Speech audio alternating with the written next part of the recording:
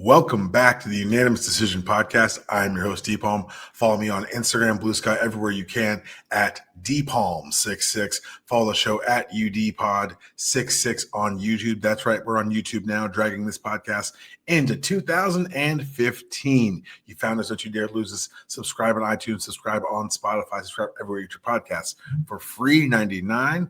As always, brought to you by Daniel Palmer Mortgages. If you can afford rent, you can afford a mortgage. It's my job to help you qualify. And we're back. We are here once again. Also, check out my other podcasting venture, Life, Love, and Real Estate. We got a new episode recording on Thursday. That's not why you're here. You're not here to talk about real estate. You're not even here to talk to me. You're here to see one of my favorite haters truly enjoy my misery. That's right. Nata's here. What up, Nata?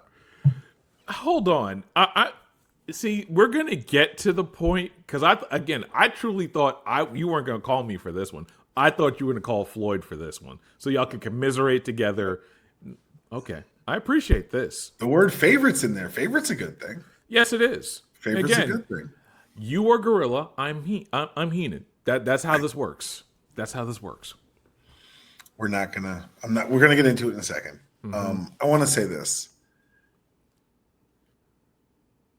College football hit me in the face this weekend in a way I wasn't ready for. But you know how it started?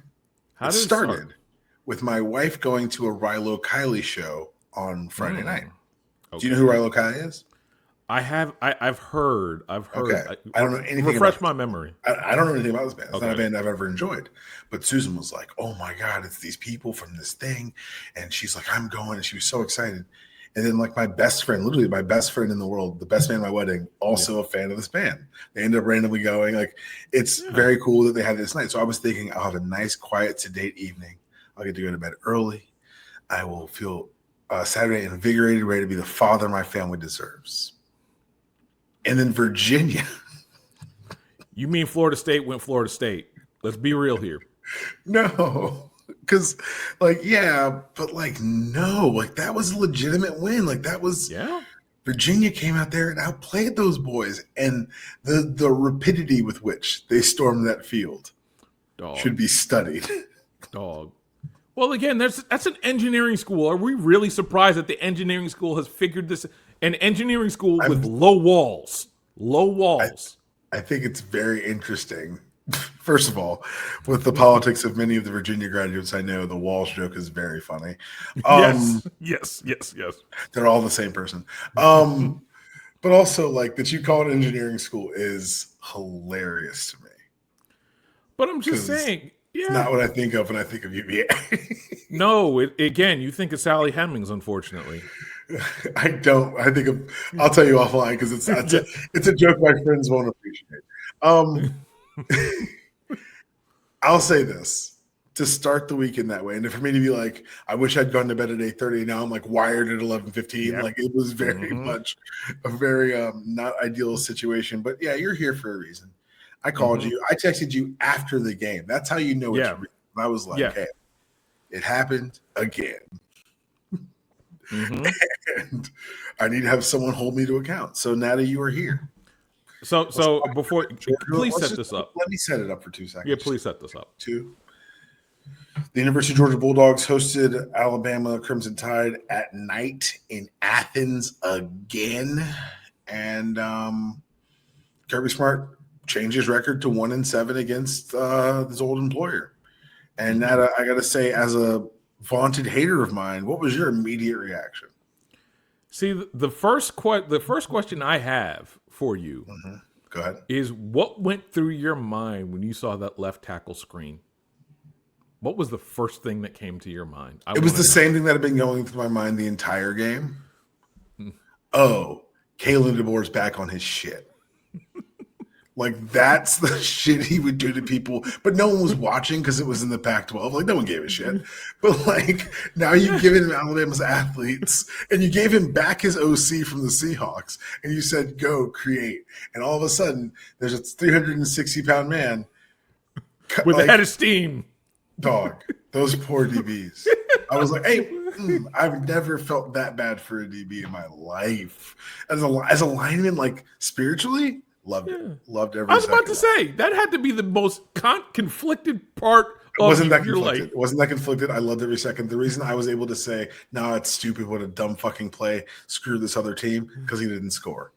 Him not scoring ruins the whole. Everyone's like, "Oh, we got to the 2." Like, no, it's only worth the story if he scores. Now it's not worth the story. Sir. I'm gonna let you be. I'm gonna let you again. You know what? I'm gonna let you be salty. I'm gonna let you be I salty appreciate that. because again, because you have that screen. Can I get some things off my, Can I get some things off my chest? I'm gonna help you set it up, but you have cool. you have the creativity of the screen and all those interesting plays that he clearly saved for Georgia, and then you are dealing with the resurrection of Bobo. Kalen DeBoer is a very good play caller who's very creative. And I think the biggest thing you can say about the Florida State loss is that team looked unfocused and unprepared, which is one of the worst things you can say about a team, honestly. Kalen DeBoer is like 5-5 against like big time opponents, and he's 2-0 against Georgia. Yeah. So how much is this going to hurt? Yeah. Everyone has their own weaknesses. Superman has kryptonite and magic and like other things I don't want to talk about because it's not this podcast. But for Kirby, it's apparently fucking Bama. Yeah. And part of it is the mid-90s Daytona Beach crew running this football team that is Kirby Smart and his old buddy Mike Bobo. Spencer had the very funny tweet or skeet or whatever. The funniest thing is that Georgia fans grew up hating Bobo. And then they got free, won a couple championships, got a mortgage and had a kid. And now Bobo is back. And it's the meanest, truest thing anyone's ever said about me. So, and again, to think a Florida grad cut you deeper than like think about that. Oh no, hold on. Steve Spurrier is a Florida grad and has cut me much deeper than that. Okay, let's just be very clear about who's doing what to whom. Top 5 though. Okay? It's top 5. It is top 5. Non-Spurrier division, probably top 5. Top 5. Spurrier's a whole top 10 by himself. So non-Spurrier division, I'll allow probably top 5. So how does it feel knowing that you left the projects? You got free of the projects. And then here you are years later and you are back. You back in the projects again. So I don't delete skeets. You can go, I think it's 9 p.m. of that game, which is probably a third down run to Cash Jones that made me say, I forgot thank you. There was 2 of them. It was disgusting. On 4th down, no less, right? No, third downs. It was third and short, and they gave the ball to Cash Jones, and I want to fight everyone about it. And so, I said, I did my Bobo years. I'm supposed to be past this. And Mike Bobo was a fine quarterback for Georgia. Fine. He was fine. For the era, he was good. But as an offensive play caller, I was very happy when we went to Colorado State. I was very happy when a gentleman who was under the employ of Mike Gundy got free and came and coached at Georgia as our offensive coordinator for 2 national titles.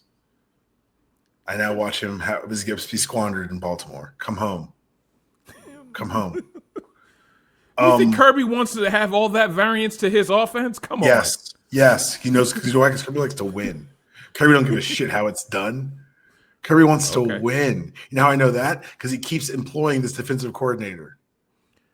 Wow. And the thing is, with respect to Alabama's wide receiving core, maybe the best in the nation.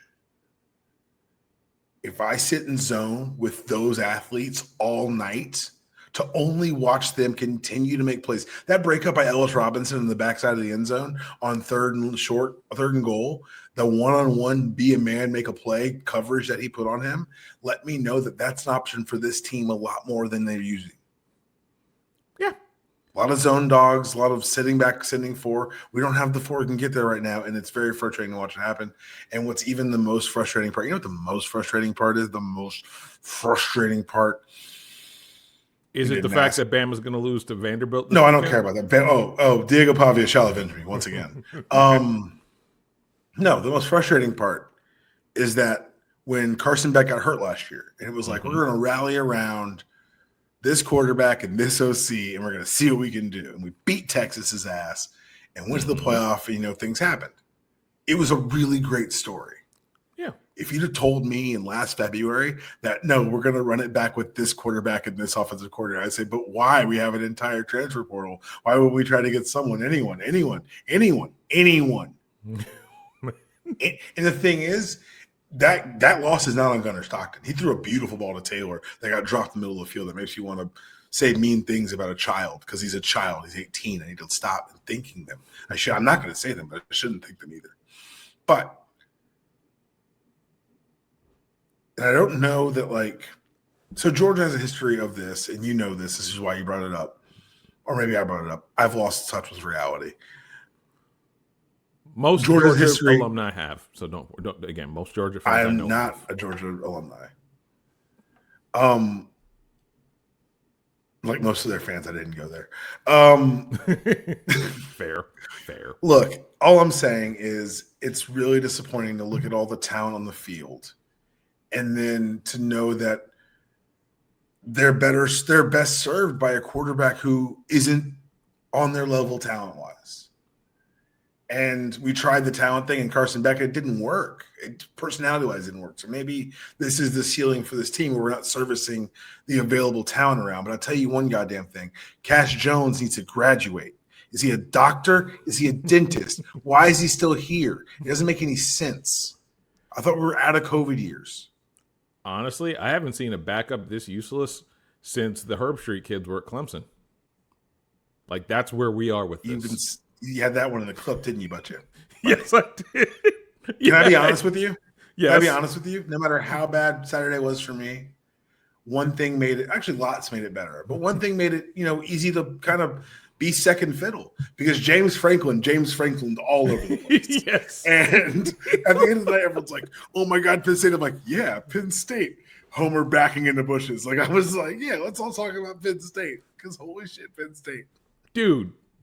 See, that's the thing. You talk about let me go find any quarterback in the portal, everything else like that. You might end up with a Drew Aller. No. We actually have scouts. That wouldn't have happened. You say that now. Everybody thinks they can scout right until they don't scout right. But we can scout right. We just can't do things once they're here. I'm so mad about Justin Fields. Very true.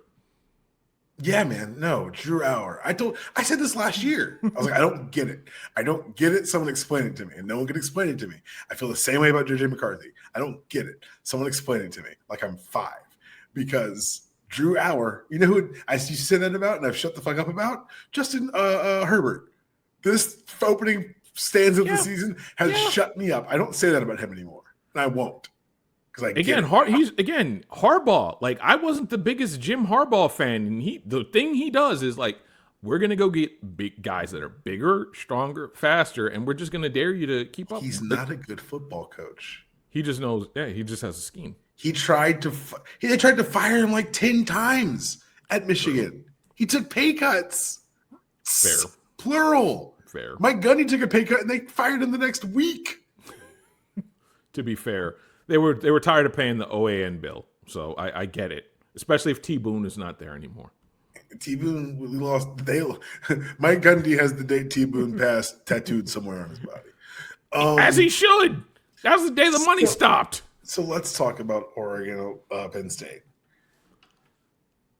The feeling's always been in my heart someone had to stop Penn State, and I'm really glad it was Dan Lanning's crazy ass.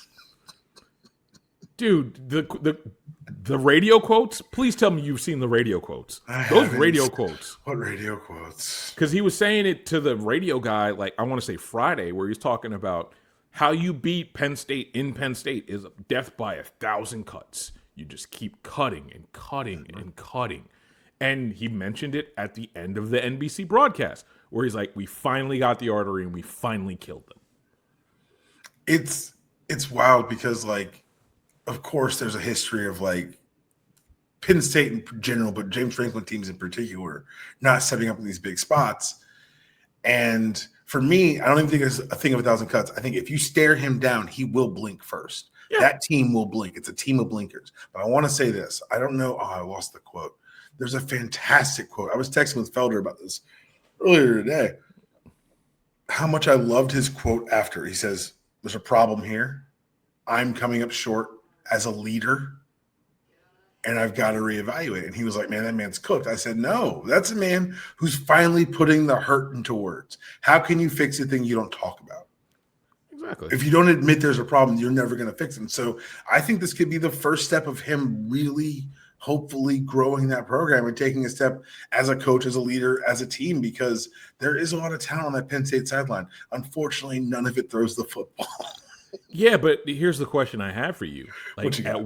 at what point is it just Penn State has hit its ceiling? Like, Penn State might be the best dressed, like, bronze medal winner every year. Like, at what point do we have to acknowledge? That's who they are. But like, Yeah. the idea of college football is that's not who you have to be. That's why South Carolina lied to themselves going into the season about Lenore Sellers. That's why Clemson's lied to themselves for a decade about that they weren't this team who they are. That's why LSU, despite the successes of the last 20 years, is a 9-win program. That occasionally, like the occasional spiking is where Georgia is a 9-win program that occasionally spikes and didn't spike for 40 goddamn years. But also, this also just is like, if you stop hiring cronies, you actually win. Like, I think that's the thing. As someone whose Saturday was ruined by Mike Bobo, I'm not going to say no to that. Like, that's the thing. Like, a lot of college sports, if you just stop hiring your buddies, you just don't hire the best person imaginable, you end up winning more games than you think. We have Nata. What if the world was completely different? Fair. That's essentially what you said. Fair. What if reality was different? What? Yeah, exactly. Why are you playing Candyland on a Monopoly board, Nata? That is a very, very good question by you. Very, very good question. You know my second favorite thing about Saturday? What was your second favorite? I love watching Brian Kelly lose. Chef's kiss. And I was watching with Susan, and I think I may have put this somewhere on the internet. I was like, I guarantee he blames the kids. And the fucking first clip I saw was him blaming the kids. And I was like, for the record, just so everyone remembers, Brian Kelly killed 2 videographers for the team when he was at Notre Dame. Man, I will not let anyone forget this. This is Felder's mad about Northwestern not doing the uniforms for Tulane. Cool. This is mine. No. I think there's enough room for both. I think there's more than enough room for both. More than enough room. So, and what's even funnier is that LSU, going back to my earlier point, have convinced themselves they're not who they are. So they were like, we deserve a coach who can win. And so they went and got Brian fucking Kelly, which is congratulations. Not only will you not win, but you'll hate the entire experience. Dude, the funny part is, like, they know they have John Sumrall in the back pocket. Like, they just give the job to John Sumrall and say, hey, how about you just move up to the big chair, buddy? Get on, again, give you a real budget. You can start winning. Brian Kelly's got a lot of money owed to him. He's going to be there. Like, that's the thing that really annoys LSU fans is they're stuck with him. Because it'd be one thing to lose that game on Saturday if they liked you. No, that was a bad loss. You got dog walked by Lane, dog. Yeah. Lane Kiffin, who's in the middle of one of the greatest redemption tours in the history of America. Dog. Lane Kiffin was out here. If you've never looked at Lane Kiffin's Instagram, it's just yoga mom quotes. It's the funniest thing on the internet. Like, again, Florida is going to try and get their money and save their coins up to get this man, to fire Billy Napier and get this man, and then make your life even more of a living nightmare. Because if he's doing this with backups to LSU. Dog. Trinidad? I know. Hey, man. And the thing about it is, Ole Miss is still like Ole Miss. So, like, and I'm still from Atlanta, Georgia. So it's really hard for me to ever support anything that's done by that fucking school. If you don't know why, Google it. Just Google Ole Miss. Google why they can't bring sticks in the stadium. That's my favorite. That is my favorite anecdote of yours, by the way. That is quite literally my favorite. It's just, look, there's certain things that I will not. Let's say Matthew grows up to become this fantastic basketball player, and Ole Miss is on top of the world in college basketball. And they say, we want your son to come play with Ole Miss. And they say, here's a big bag of money. And I would say, over my dead body. No, he will not be a rebel. No. Ole Miss being good in basketball is just like the end. Marshall Henderson. Yeah, but here's the thing. Do you know how broke Kentucky would have to be to get to that point? You're 100%. You're 100% right. But yeah, so Lane Kiffin's redemption tour, where he's now like taking shots at kids, like he's like, I told told that Weeks kid about the over. Like, what is happening? Like, and now like he is doing this documentary where he is cleaning up. Which, by the way, like, and I've talked about this with Felder. So I'm like, there's a lot of guys who are nepo babies who are just part of the crew. Lane Kiffin worked his ass off. He may have gotten over rewarded at certain points. He's always worked really hard. Well, Some would argue too hard. But again, that's the thing. He's the embodiment of work hard, play hard. Yes, like until he found his current wine mom redemption, or he just found the perfect PR agent. Either way, yeah. Like here again, Lane, just give me your phone. Again, you have the burner that nobody knows about. We're not going to freeze our saves. You let Lane loose in Gainesville and see what happens. Let's just see what happens. I'm just curious now. Speaking of being curious, if you're like me and Nata, you're men of a certain age. If you're men of a certain age, you remember certain stories that have shaped your life forever. You know where I'm going with this. Oh, boy. I'm going to the great state of Arkansas, where Sam Pittman's been fired. And he's been replaced by Bobby Petrino. For those listening who don't know why this is funny, I'm not going to tell you to Google it. I'm going to explain it to you. Please do. Because Bobby Petrino is a scumbag of the highest order, parentheses, complimentary. I'm not going to run down all the many reasons Bobby Petrino is a scumbag. Falcon stint. Yes. I'm only going to talk about one of them. The Falcons in the middle of the night. With notes on lockers. Fuck this guy, man. But you know what? He's a guy who's an asshole who I tip my cap to, because Bobby Petrino's commitment to the game is realer than yours, mine, or anyone we've ever met. Because Bobby Petrino. Legend in 2 games, by the way. Legend in 2 games. At one point, Bobby Petrino, and I'm Googling this while we talk because I want to figure out something. Bobby Petrino was the head coach of the Arkansas Razorbacks football team. And while he was the coach of the football team, he was in a bit of an poor volleyball coach. No, we'll get there. How about you let me do this? Bobby Petrino was in a bit of an auto accident on his motorcycle. Mm-hmm. And he wasn't alone. He was with a woman who was not his wife, who was in fact someone else's fiance that he worked with. So Bobby, being an industrious gentleman, called his boy in the sheriff's department and said, "Hey, I need you to come get me. I done mess up the bike, and the young lady's with me." Unfortunately, being it's Arkansas, a Good Samaritan called in the wreck and gave the license plate number of the motorcycle. When help arrived, the young lady was gone, and rumors had started immediately. Bobby Petrino was then a party to the greatest press conference in the history of the world. Yes. I want to make sure everyone knows that I'm not fucking around. Short of Marion Barry in D.C. And Rob Ford and the Toronto, whoever the Toronto ones, that Rob guy Ford, too, Toronto. Yeah, he's bad too. But this is why I say this, because he sat in front of them with all these accusations, scratched up face, wearing a fucking neck brace and a Sugar Bowl hat. Now, this is before the playoffs, so y'all may not remember this, but bowls used to matter.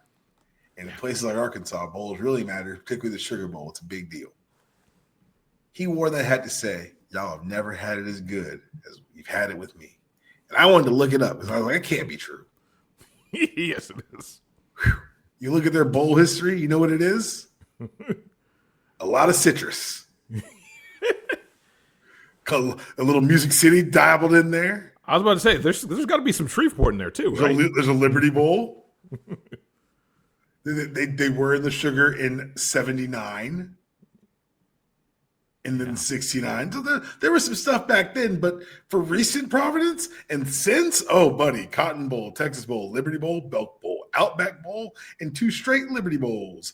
That got Sam Pittman fired and got him replaced with a man who was fired in part because he was sleeping with an employee of the athletic department and got in a motorcycle accident and had the audacity to wear the Sugar Bowl cap during the press conference.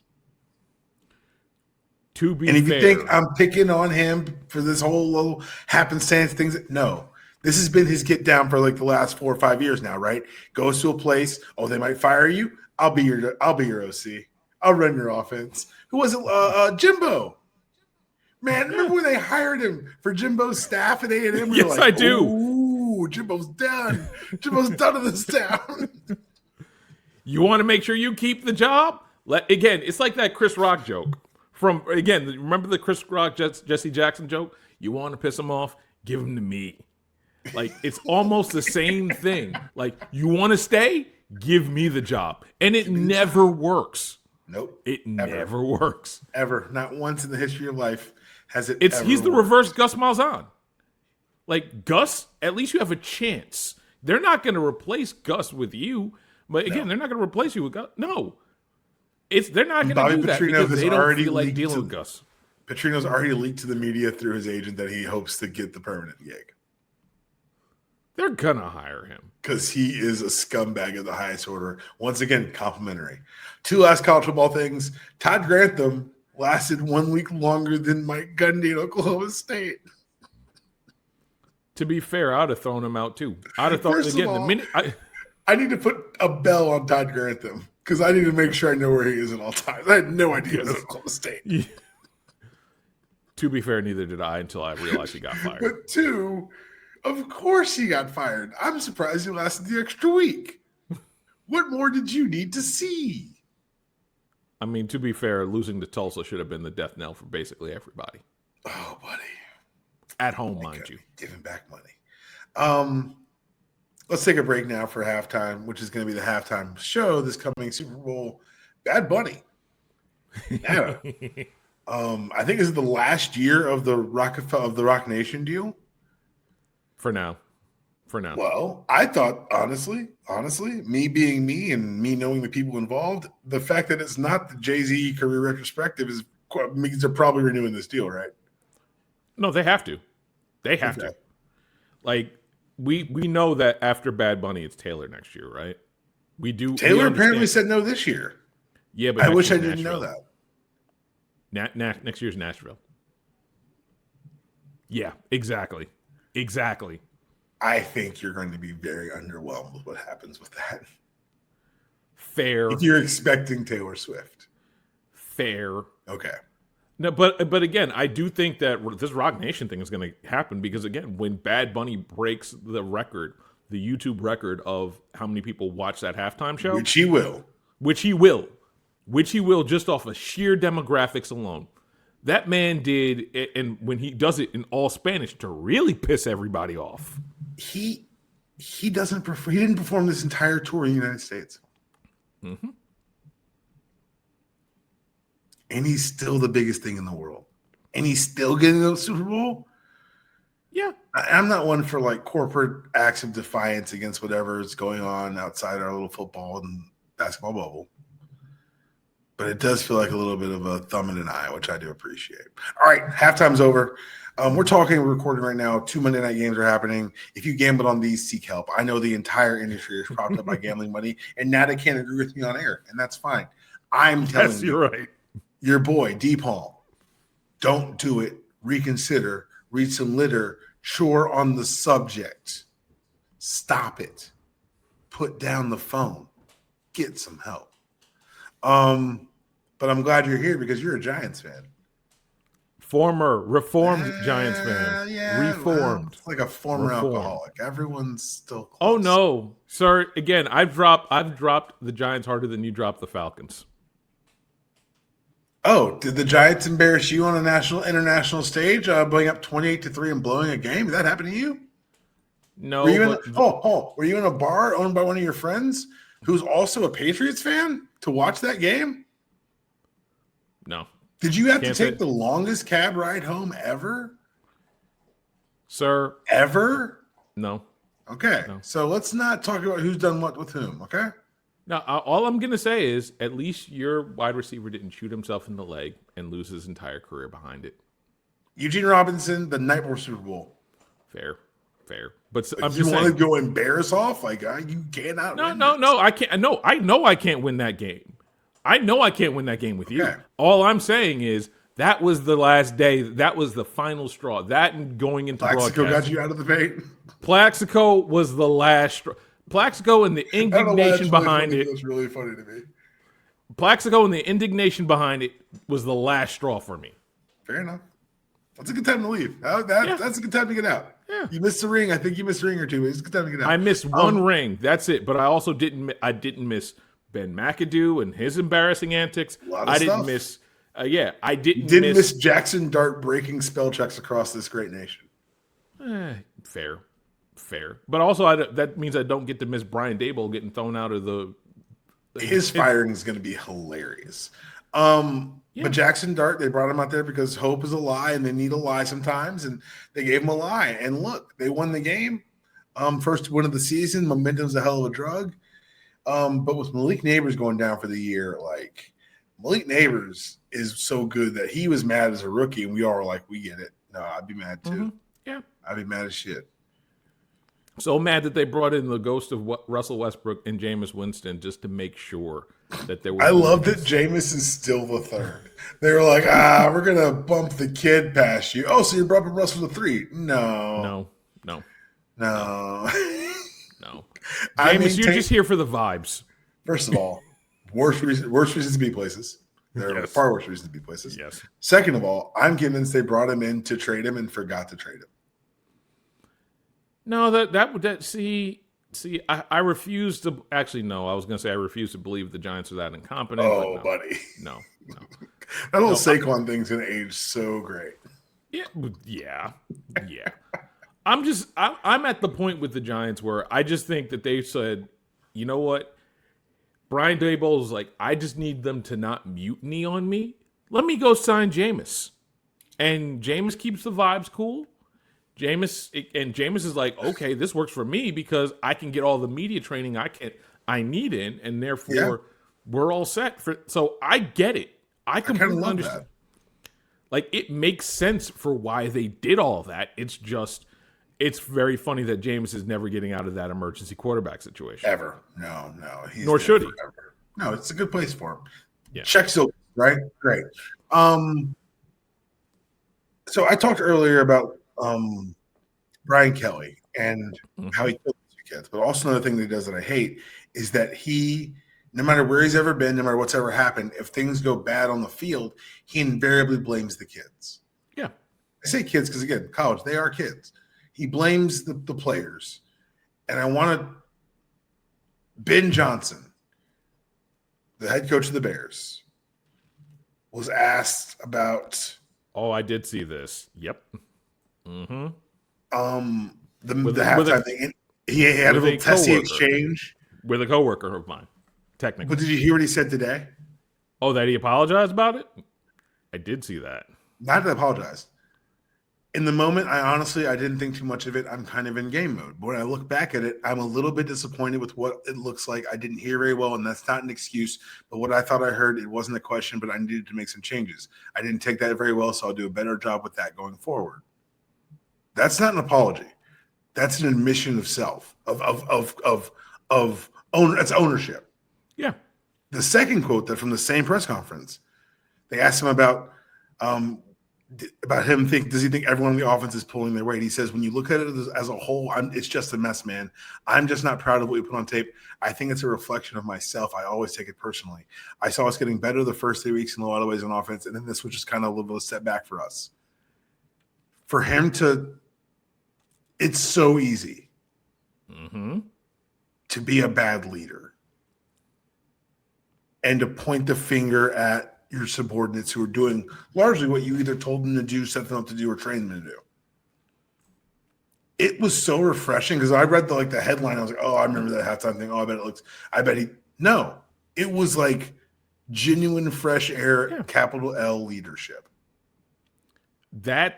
It's very easy because you could have easily I think Caleb, we've talked about this.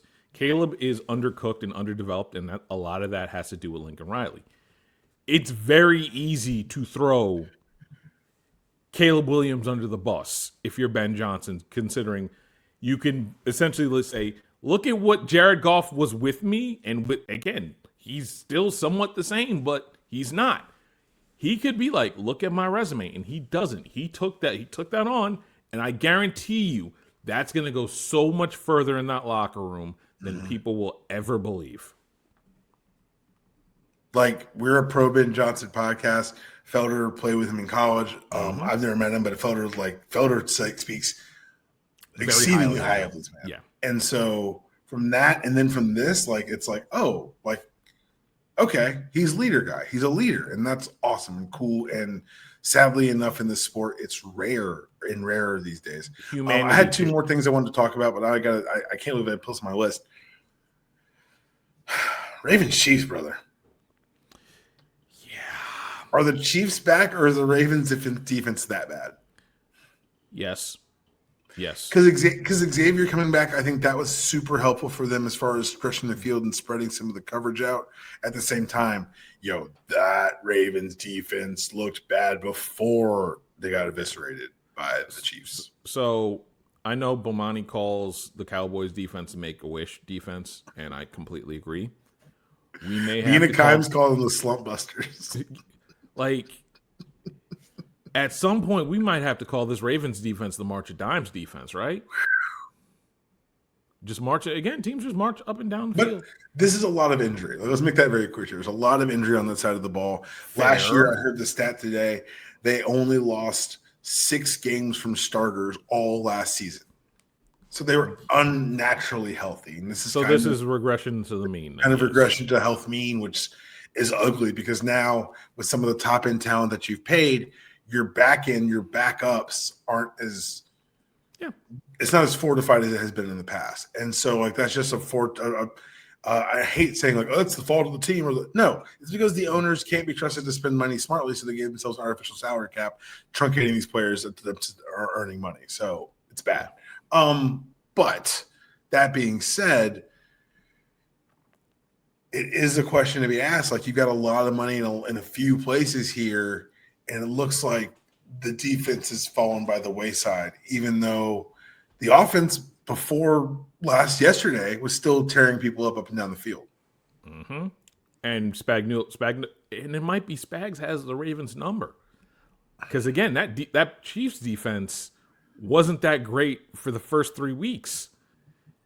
Spags may just have their number. But it's also an effect of what that Chiefs offense does to a defense. True. Because now it's here we go again. And even on your team, if you have an offense, if you're playing defense and your offense is operating like the Chiefs of old, it's easier to tee off on someone because now they're playing from behind.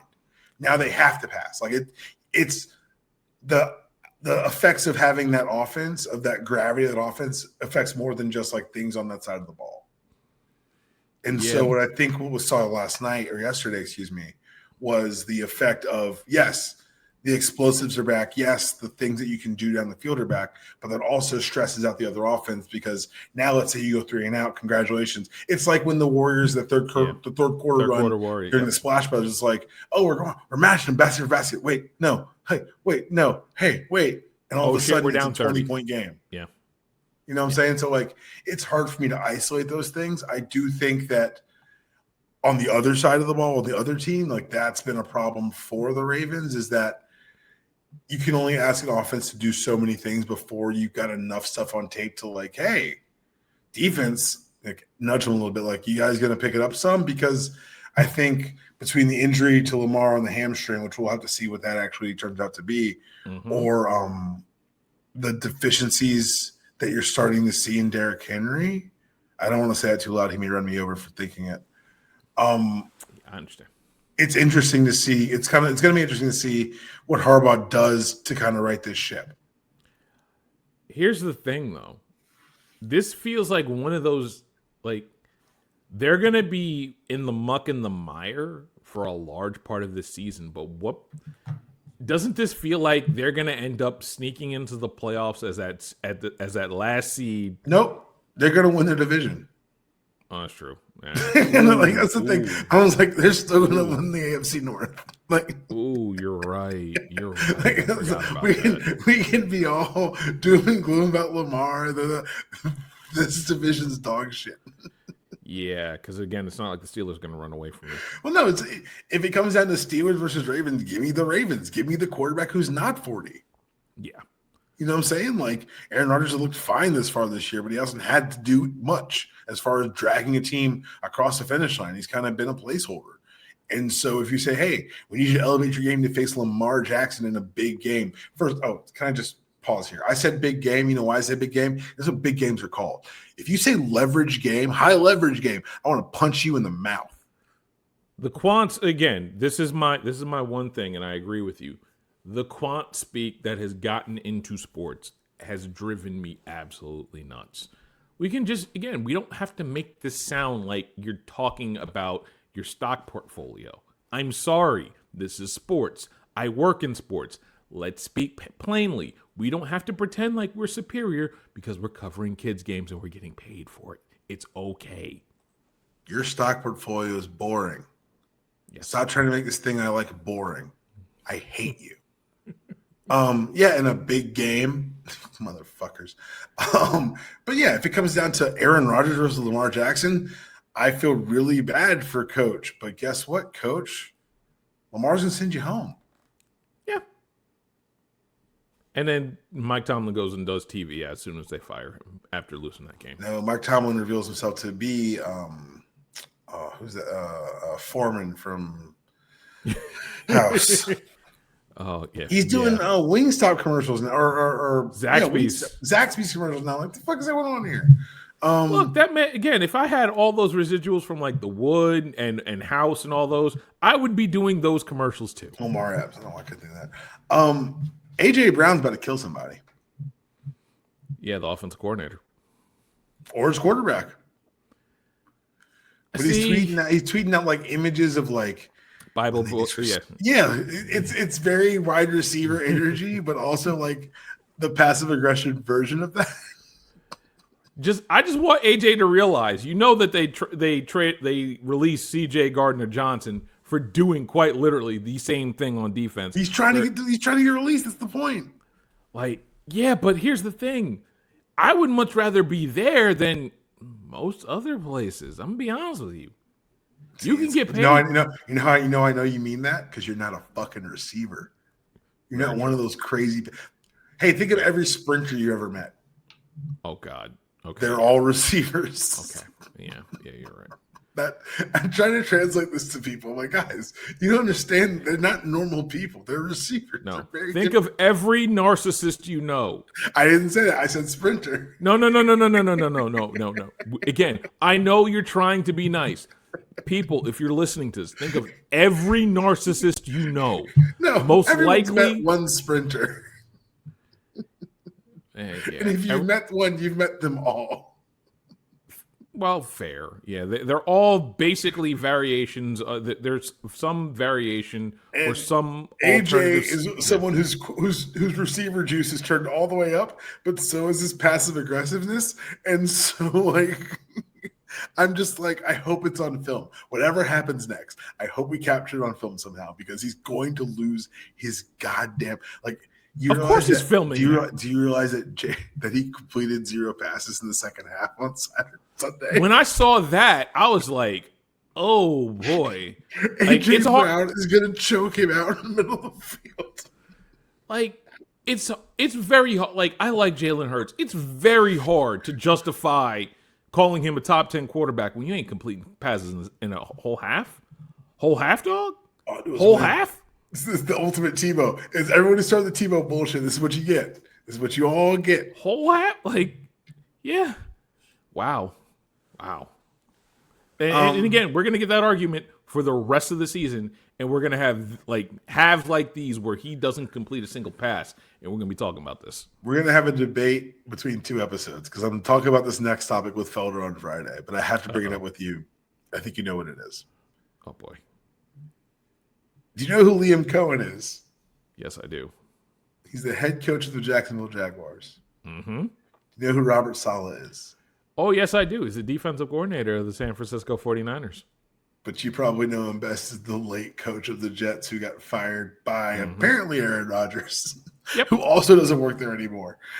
So earlier in the week, Coach Saleh, who I'll be referring to as Coach Saleh to not confer any disrespect, intimated during availability that he believed that Liam Cohen was, and I quote, good at legally stealing signs. Mm-hmm. After Jacksonville won, mind you, 26-21, Saleh reached out to shake hands with Cohen after the game. Cohen refused to shake his hand.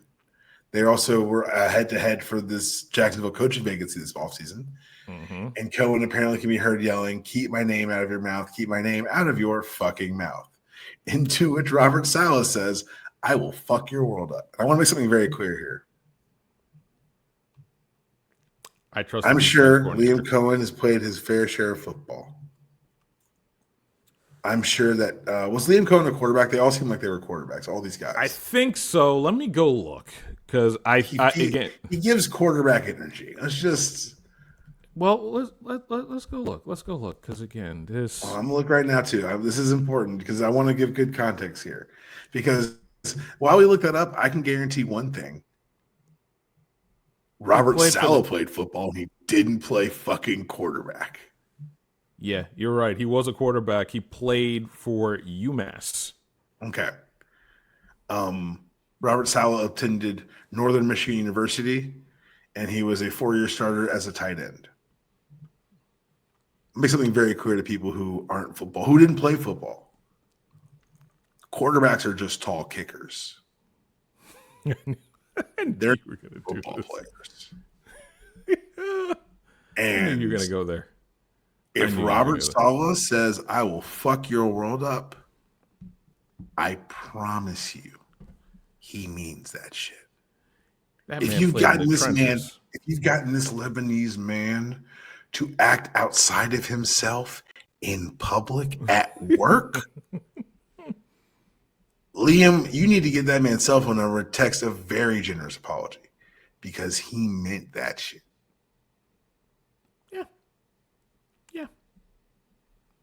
I don't. Kyle Shanahan had to answer questions about this and his press availability because they don't make DCs available for press.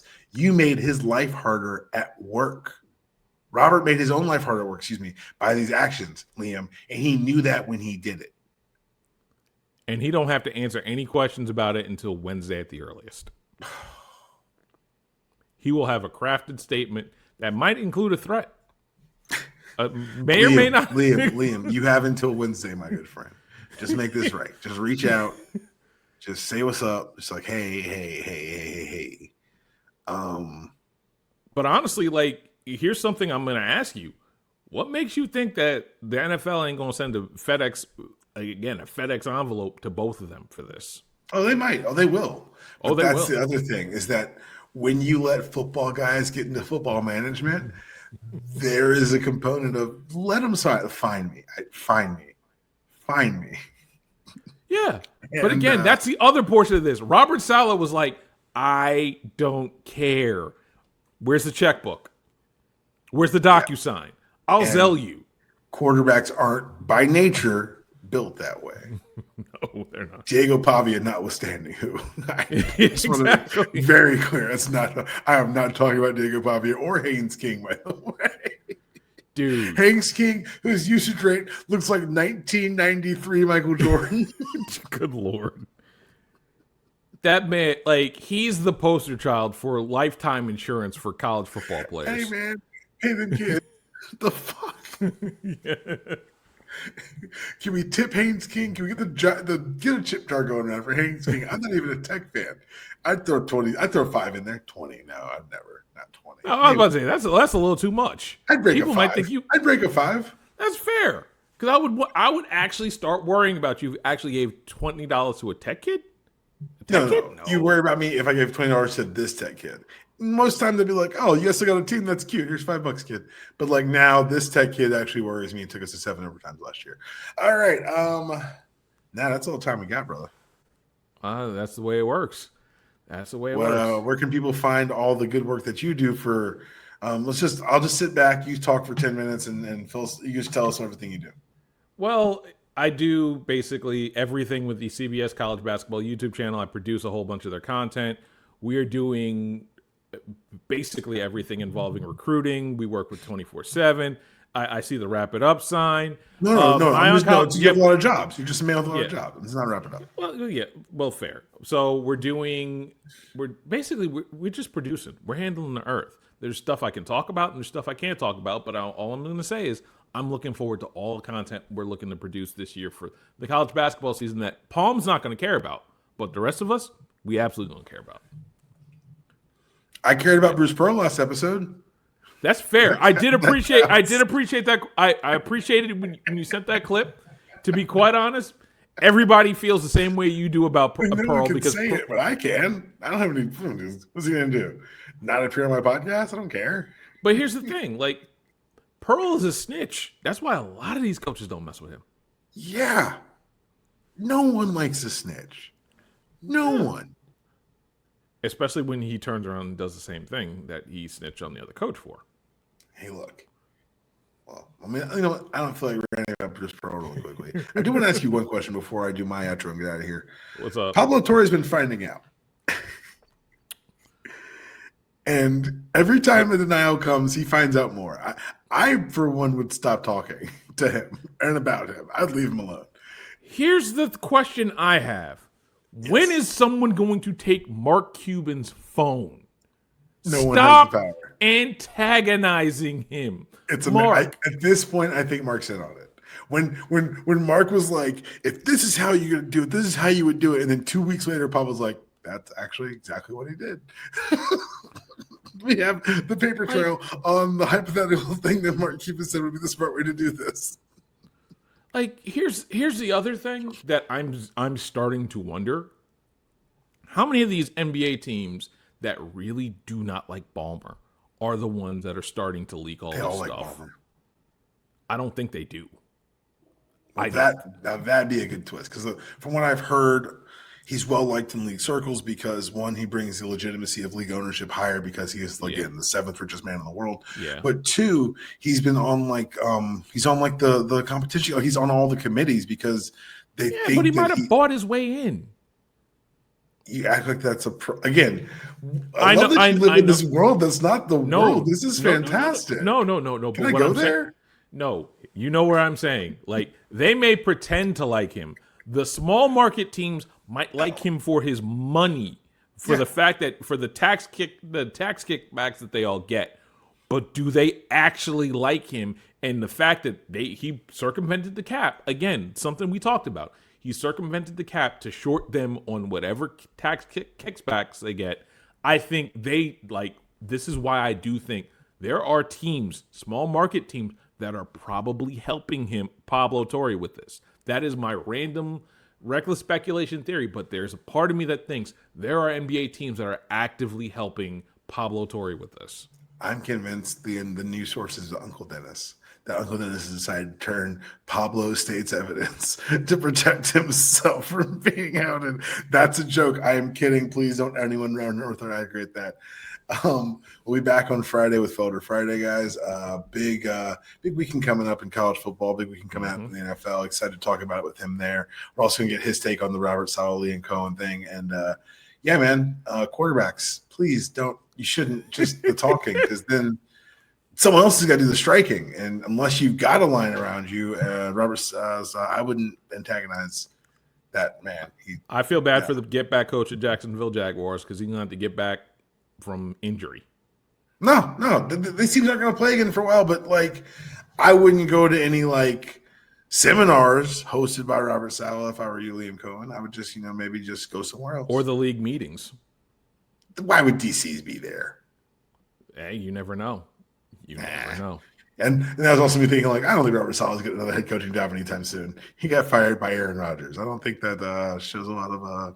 Well, again, remember, there's always that one. There's always that one, like, other of the coaches that gets a second chance. We know it's not going to be Brian Flores. San Francisco does well enough. He's going to be the one that probably is like, hey, we should consider him. So you never know. That. Like, the thing is, he's done it from that same position before, so I can't rule it out. All right, guys, that was your show. There is no outro. See you guys later this week.